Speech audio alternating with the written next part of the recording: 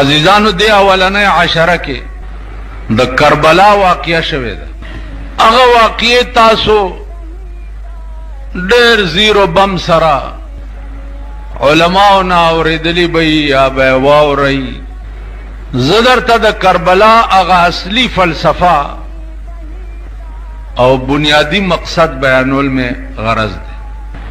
په کربلا کې دغه وخت کې حکومت چې د یزید ابن معاویه، یزید د معاویه صاحب زویو، او معاویه رضی الله تعالی عنہ دا هغه صحابیو چې دا کاتب الوحی او د جناب رسول الله صلی الله علیه قرآن بچ نازل ده، نو یو کاتب پکې د وحی ده هم دا یزید د زویو، او په دغه ملک په دغه وخت کې د دو حکومت دې کې شک نشته چې و د صحابي زوی، لیکن خپل کردار او خپل کرتوتونه چې هغه د نظام محمدی نه خلاف خلک يرولیو د یاري چاغګ نشو کولی.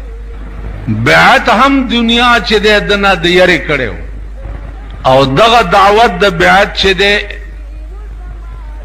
امام حسین رضی الله تعالی عنہ تم ورکړش چې ته د یزید نه بیعت وکا.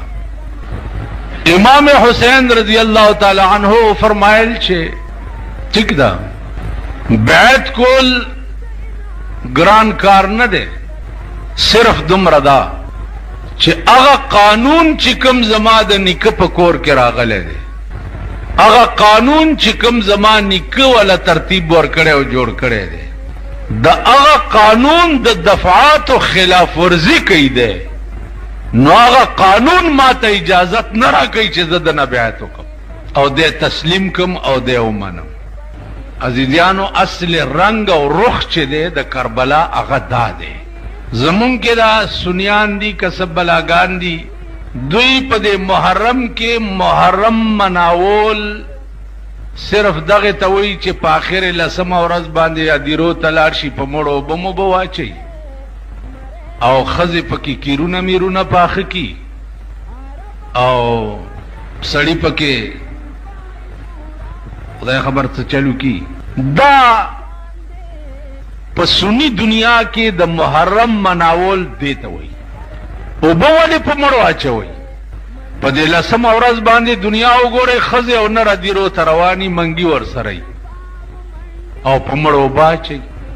دا ولی وی امامان تگی شهیدان شوید د دوی دی عقل تا گورزه خو وایم چې تاسو پوری سرونه نه دي کانی در پوری نه. امامان سور لسو کال او شو تگی په کربلا کې شهیدان شوید او تو بدل تا په خپلو مړو باندې اچي. نو ته په ایمان وای چې تگی ته او بزس کم نو ته په مړیږي. اوس د دې قوم عقل دی.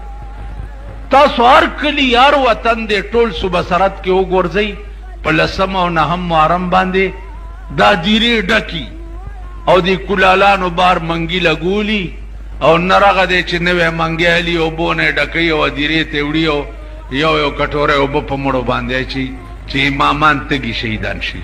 تاسو خلق زه خو ځکه وایم چې د سړی زامن ورک شو.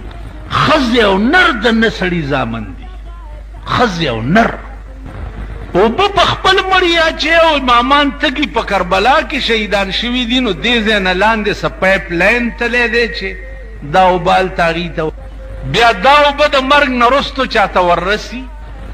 هغه بنیادي فلسفه د دې واقع چې دا په هغې تر اوسه پورې سني دنیا پوه هم نه ده، پوهېږي نه چې دا جنګ شوی ولې و، بنیاد یې څه و. عزیزانو بنیاد داو چې هغه قانون چې کوم زما د نیکه په کور کې جوړ ته د هغه قانون نه خلاف ورزي کوي. ستا په دور حکومت کې حرام حلال شوي دي، ناروا ته روا ویل کیږي، شراب پکې څکلی کیږي، زنا پکې کیږي، حرام ستا په حکومت کې حلال شوي دي او زما د نیکه په قانون کې دې څیزونو ته حرام ویلي شوي دي. نو سو پورې دی چې دا حرام بند کړي نه ترغه پورې زستا بیعت نکو. که د پاکستان قوم کې ایمان وې نو په دې 15 کاله کې به د پاکستان یو حکومت هم تسلیم کړي وي. ځکه چې هر حکومت چې راځي هغه د حرامو جړ دی، د نارواو جړ دی، د بے حیايي جړ دی، د بے غیرتۍ جړ دی. هر حکومت چې راځي نو دا حکومتونه د دې قابل دي چې دې ته سړی سر ټیټ کی او دا تسلیم کی. د امام حسین بنیادی جګړه دا وه.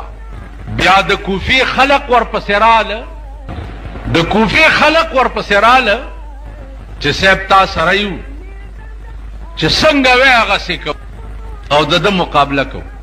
امام حسین رضی الله تعالی عنه سره د بالو بچه کربلا ته ورسېده او خیمې یې ولګولې او اعلان یې وکړو چې یا به جنګي او یا به ته د خدای قانون ته تسلیمیږي. دغه وخت کې ابن زیاد په دغه علاقه گورنر و. ابن زیاد نامه یې وه، ده ته به وي ابن مرجانه. بادشاہ حکم و چې ختم یې کوي. عزیزانو دا اهلی کوفه چې دي دا ټول ته وتښتېده په خاص وخت کې. امام حسین رضی الله تعالی عنہ صرف خپل خاندان 72 کسان پاتې شو. اوس څه کوي؟ ده ووی چې سر قربانوم، بچی قربانوم، لیکن د باطل په لاس کې لاس نږدم. ابن زیاد فوج راوستو ته غیر چاپیری په 72 کسانو باندې جنگ شروع کو چې دا 72 به در باندې قربانوم یا به ته قرآن ته سرنگون کی. جنگ شروع شو. عزیزانو نمبر په نمبر د خاندان رسول بچی به قربانې ده، نمبر په نمبر. په دغه وخت کې د شاه قاسم کویدن شوی وه. اوس خیمې لګېدلې دي او د شاه قاسم کویدن هم شوی ده، جنگ هم شروع دی. امام حسین رضی الله تعالی عنہ وی چې جنگ هم شروع دی خو کویدن چې شوي نو سنتو باندې عمل کول ضروری دی. راځئ چې دا ډولی م راوړو.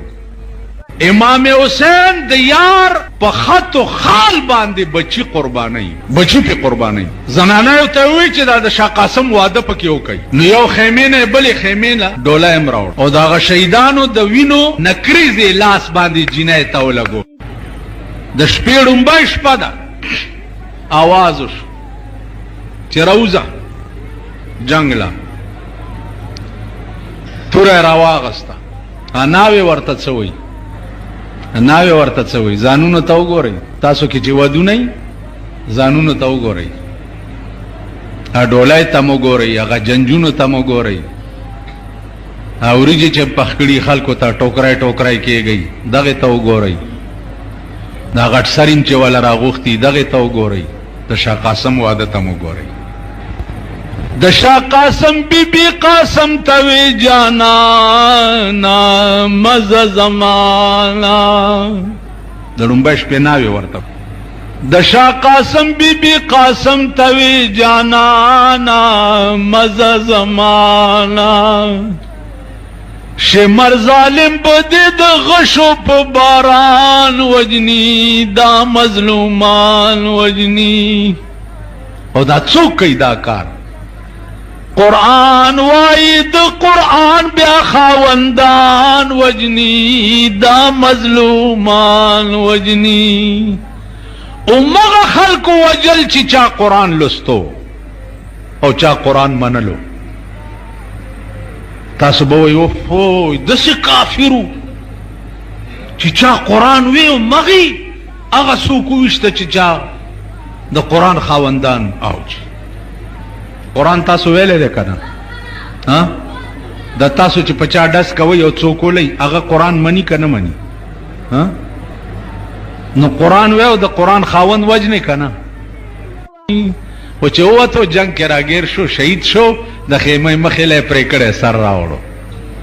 ړومبی شپې ناوې ورته راووته او په مخې ورته لاس ووهل. علي اکبر نمبر راغی. الله اکبر. هغه ورځ د چا زوی شوی ما ته الخه نامه پې کېده، مال علي اکبر نوم پې کېده. وی یاره جي علي اکبر څه زړه نامه ده، داسې نوې غوندې نامه وښیه. ما نوې نامه درته وښیم ویلې او مال دغه نامه پې کېده، دلیپ کمار نامه پې کېده. نو چا څوک دی؟ مال د هندوستان یو مشهور ډم دی، پاکستان ته چې راغلی هم ډېر استقبال یې شوی و. ما دا نامه پې کېده، دا نوې ډېره ښایسته نامه ده، د ډم نامه پې کېده. زه خدای دې د دغه زوی سر که په خوله که چې دا تا راوړی دی ورکېږه. علي اکبر وایي زړه نامه ده. دا خلق دی، دا څه قوم دی. اوس ما نه څوک تپوس وکړي، داسې غوسه راشي ویم چې لخته را سره یو دا شونډې پې وپړسو، سخت ورید پرید کېږم. علي اکبر نمبر راغو، خیمه کې توره راواغست. علي اکبر کړو ځان سنبال د جنگ په لور ځي، زړه مې نسکور ځي. علي اکبر کړو ځان سنبال د جنگ په لور ځي، زړه مې نسکور ځي. پستر ګوړل شا چې څوک داسې شهزادګان وجني، دا مظلومان وجني. او چې بار ووتو د تورو په منځ کې ګیر شو، علي اکبرم انا لله و انا الیه راجعون. امام حسین نمبر راغی، 10 محرم دی. आवाज شو چې ماشوم پیدا شو په خیمه کې، لګ بانګ ورته غوږ کې وایا. نو بیا ځه جنگ لا راوړی. امام حسین ماشوم په غېږ کې واغستو، غوږ کې ورته اذان کوي، غوږ کې ورته بانګ وایا. بیا ځه ماشوم یې غېږ کې واچولو، اذان یې ورته شروع. چې اذان یې شروع کو، غشی راغی د ماشوم په دې ځای کې ننوت او دې ځای نه ووت. اوس پیدا شوی امام حسین د مرۍ هغه وینې په لاس کې راوچتې کړې او اسمان ته یې لړه کړې چې او د خط و خال مالکه چې زه در باندې عاشق ما د نن ورځې پیدا شوی ماشوم هم ستا په خط و خال باندې قربان کړو. چې بی بی زینب رضی الله تعالی عنها دا خور و د امام حسین رضی الله تعالی عنه. دی چې څه وخت کې ولیدو چې زما رور د تورو په منځ کې ګیر شو، نو دی د خپلې خیمې نه بې اختیاره بار را منډه کړه. امام حسین رضی الله تعالی عنه هغه جنگ پرېښو او خور پسې را منډه کړه، د لاس نه یې ونیوه او خیمې ته یې دننه کړه او ورته تقریر ورته وی چې خورې خبره واوره، که تا په خپل اختیار باندې په خپل اختیار خپل سطر مات کړو او پردي سړي ته ولیدې، نو الله به سزا درکوي. اوس دا خبره امام حسین په داسې وخت کې خپل خور ته کوي چې تمام اهل بیت رسول د خیمو سره علال کړي پراته دي. دې وخت ته وګورئ او د امام حسین خپل خور ته د سطر تلقین ته وګورئ. دا څه د عقل خبرې نه دي، نه دا د سوچ خبرې دي. دا هغه خبرې دي چې نه په عقل کې راځي، نه د چا په تصور کې راځي او نه د چا په سوچ کې راځي. عزیزانو چې په 10 محرم بالکل صفایا وشوه د ټول خاندان رسول. شاه قاسم د ړومبۍ شپې ناوې تی پاتې شوه، اغم قربان شو. علي اکبر غوندې زلمی چې ټوله کربلا به د هغه د حسن په تماشه وه. بیا په دې مړو جړا کوونکي بی بی زینب وه. علما لیکي چې بی بی زینب حسن دومره اوچتو چې په دغه وخت کې په مخ د ځمکه د زینبي عمره ښایسته ښځه څوک نه وه. چې 10 محرم ماښام صفایا وشوه، نو د ابن زیاد فوج چې دی په خیمو حمله وکړه او د خیمو نه زنانا او ماشومان دا د فوج په بند کې لاستړلی راوویسته او یزید ته روان کړ. یو ډیر لوی ظلم بد شوی دی بل چې د ابن زیاد فوجیانو د امام حسین سر چې غوس کو، نو هغې کې تار واچولو، امام زین العابدین ته په غاړه کې ځوړند کو. د هغه په غاړه کې دا سر ځوړندو، په دغه قافله د بی بی زینب کې زین العابدین هم روان. انتها د ظلم، انتها ده. عزیزانو هغه کم ظلم اهل بیت رسول د یزید سره یا د ابن زیاد سره کړو چې دومره عظیمه سزا ولا ورکړه. دا هم بنی آدمو چې دا چا د امام حسین په سر کې مزه چوله او زین العابدین ته په غاړه کې ځوړند کړو، دا مسلمانانو. او د یزید فوجیانو بیا هغه بیبیانې د خیمو نه راوویستې او یزید حکم کړی چې ماته پیش چې د یزید مخې ته پیش کړه. نو یزید ورته وویل چې ودلیدو د خپلو باغیانو حال. زینب ورته یو تقریر وکړو او په تقریر کې لویه خبره دا وه چې ماذا تقولون ان قال النبي لكم، او یزیدا که د قیامت په ورځ زمانی که محمد رسول الله درنه تپوس وکړو چې تا زمان وسو سره څه عمل کړی نو څه جواب به وکړې. علامه دمیری لیکلی دي د بیبي زینب په جړا کې دا خبره یزید ته مخامخ کول نو فدمت عینا د یزید دواړو سترګو نه بې اختیاره اوښې راتوی شو. دا دومره عظیمه صانعه وه چې یزید کړي عمم ورته ټینګ نه شو ورته یې وجړل. نو عزیزانو دا سیزونه چې دي ذوقي دي. اوس دا خو د ابراهیم ذوق به ابراهیم زړه ته پته لګېده چې زویه لالوم او دا د ابراهیم پړه به تېرېده. دا ذوق بی بی زینب ته پته وه چې د هغې پړه به څه